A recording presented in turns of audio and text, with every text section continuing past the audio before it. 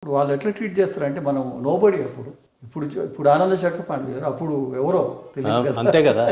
So వాళ్ళు ఏమండి correct చెప్పలేరా, correct చెప్పండి అని ఆ కో డైరెక్టర్ మీకు చేతనైద్దా లేదా దానికోసం అనే పద్ధతిలోనే ఉంటుంది వాళ్ళది.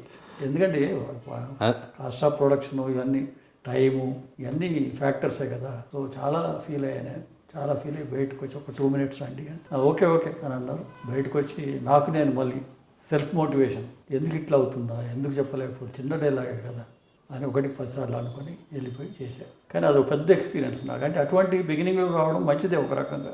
దానివల్ల ఏమవుతుందంటే ప్రిపరేషన్ ఎక్కువ కాన్సన్ట్రేట్ చేసి ఎక్కువ ప్రిపేర్ కావడానికి అవకాశం. సో నాకు అనిపించింది ఇటువంటి పరిస్థితి మనం నా లైఫ్లో యాక్టింగ్ కెరియర్లో రావద్దు, అట్లా తయారు కావాలి మనం అని. అప్పటి నుంచి సీరియస్గా ఆ స్క్రిప్ట్ ముందే తీసుకొని వాట్సాప్లో పీడిఎఫ్లో షేర్ చేస్తారు అడిగితే, అవి ఇంట్లో ప్రిపేర్ అయ్యి చదువుకొని ఎక్కడ ఎక్కడ పాజిటివ్స్ ఇవ్వాలి, ఎక్కడ ఎట్లా చెప్పాలి అన్ని ప్రిపరేషన్తో వెళ్తే ఏమవుతుందంటే ఈజీ అవుతారు అక్కడ. సో అట్లా నన్ను నేను ఇంప్రూవ్ చేసుకున్నా యాక్టర్గా చేసుకొని. ఇప్పుడు ఏంటంటే సింగిల్ టేక్ నాది. ఇప్పుడు ఎవరి వల్ల నన్ను ఇబ్బంది జరగవచ్చు, లేకపోతే టెక్నికల్ ప్రాబ్లం అని ఉండొచ్చు, కానీ మోస్ట్లీ నేను ఫస్ట్ టేకే ఓకే అయిపోతుంది జనరల్గా. అట్లా ప్రిపరేషన్తో వెళ్తే అట్లా చేయగలిగితే ఇంకో సినిమా అవకాశాలు కూడా మెరుగైతాయి. అంతే కదా, స్క్రీన్ మీద కనిపిస్తుంది కదా. మనం ఏంటనే స్క్రీన్ మీద తెలిసిపోతుంది.